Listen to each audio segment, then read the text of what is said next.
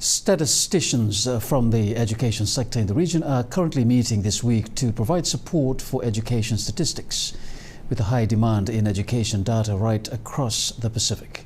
This week-long workshop is aimed at upskilling Pacific statisticians to becoming more prompt in responding to required data challenges. Representatives from 15 countries in the Pacific region with regional stakeholders are this week part of a workshop to support the regional capacity in producing education statistics. Key issues on the agenda for this workshop surrounds the collating, verification and the communicating of data in the education sector.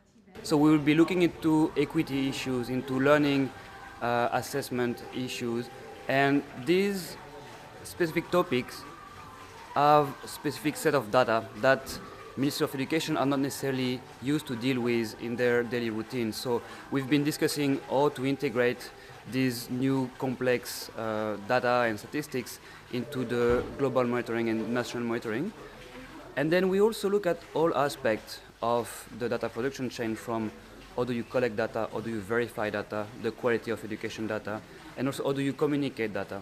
Monroe says there's a need for capacity building in the area of data and statistics, as the Pacific Education Development Framework is now dealing with issues more complex than previously. Because data is taking more and more importance in our everyday life. We hear data every day, we hear about data every day, we hear about new numbers and so on. And it's difficult to remain visible within this competitive environment. And education is sometimes not very well reflected on the global level because of the lack of data. And so some of the issues are around how we communicate the data or we visualize the data. So we've been providing training around data visualization and also data dissemination. With a lot of overlap in regional and global data collection, the next step moving forward is the harmonizing of global and regional influence, so data collection with national statisticians is not that much of a burden. From what we've done here, now we have started to discuss some of the skills that will be needed to tackle the upcoming challenges.